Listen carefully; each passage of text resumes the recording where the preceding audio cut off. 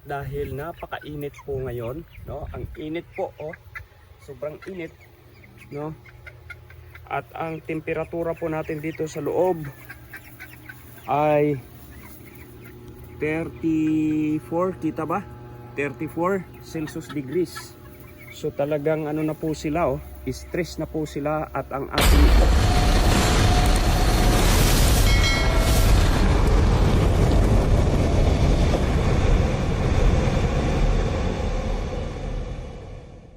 isang mapagpalang araw ulit mga kalakwatsero. Ngayon po ay pang ilang ano na ba? November 18 ba? O November 18 plus 2 dahil 30 po natin kinuha to.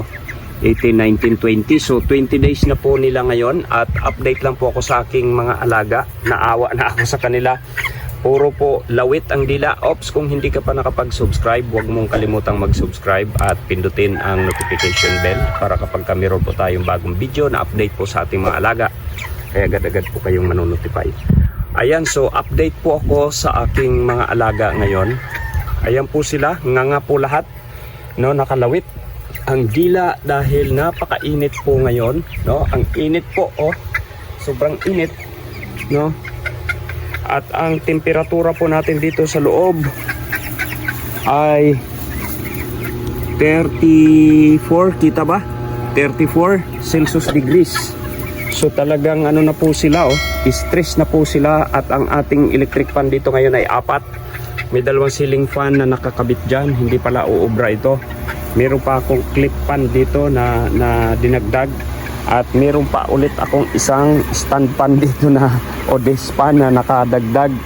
So ganyan pa rin po ang ayos nila. Ano po? Matindi ang stress ng mga manok natin. Kaya naman ang ating pinapainom, monitor ko po yung tubig na hindi sila maubusan, no? Lakas po nila ngayon sa tubig. Ang ating po pinapainom ay dextrose lang po, dextrose powder, no? Na hinahalo natin sa tubig para anti-stress, no? Dahil stress na stress po sila ngayon dahil sa sobrang init, no? Kaya, no, wala ka makikita na hindi nakanganga. Lawit ang mga dila. Nakangangahan lahat at talagang napakainit po dito sa loob. 34 Celsius degrees, which is ang kanila pong designated temperature dapat ngayon sa kanilang edad na 20 days old ay dapat naglalaro lang sila sa 27, no? 27 Celsius degrees dapat ang kailangan nila, 27, 28. So yun po yung dapat base po doon sa meron akong kopya ng table ng temperature designated, no, na para sa kanila, para sa 20 days old. So ganun pa man, wala tayong magagawa dahil nga napakainit ng panahon at talagang no. So yun lang ang ating yun lang ang ma-update po natin ngayon. Kapag ganito, base po sa aking obserbasyon, malakas po sila sa tubig, no, kasi nakapagdagdag na po ako ng tubig na tigisang puno. Yun. Kaya, no, yung isa halos magkalahati na naman at yung isa paubos na. Monitor lang po talaga sa tubig, no? Yun yung magagawa natin. At ang ibinibigay ko, ulitin ko lang, ang ibinibigay ko po ay dextrose, no? Dextrose powder para anti-stress po. Ayan. So talagang halhal sila lahat. Oh, iba yung kanilang iba yung kanilang tunog, po.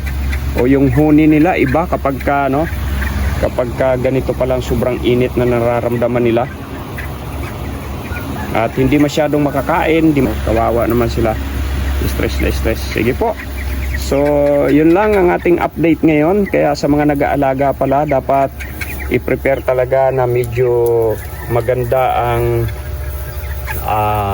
tawag dito, ang environment. Mas maganda kung may mga puno ng kahoy, mga ganyan, no? At talagang mas okay pala na pawid, no, ang ating gawing bubong, no?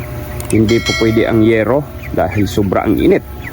Po, kapag kayero siguro mas maganda open lahat, wala yung pader na yan. Isa pa po yan na na meron po tayong pader sa kabila, no? And then ito lang po ang bukas. Ito tatlong lang at saka ito, no? So, yun lang po ang update natin ngayon. God bless po sa lahat. Salamat po sa muli pong panonood ng ating video sa update po natin. No? Hindi na po ako magtitimbang kasi in-update ko lang yung sitwasyon nila ngayon na puro nakanganga po dahil sa sobrang init. Ang oras po ay alas 12, mag-aalauna. Ano po? No? 12:30 yata, 12:30. Ang oras natin ngayon, 12:30 ng tanghali. So yan po ang nila, ang kanilang sitwasyon ngayon.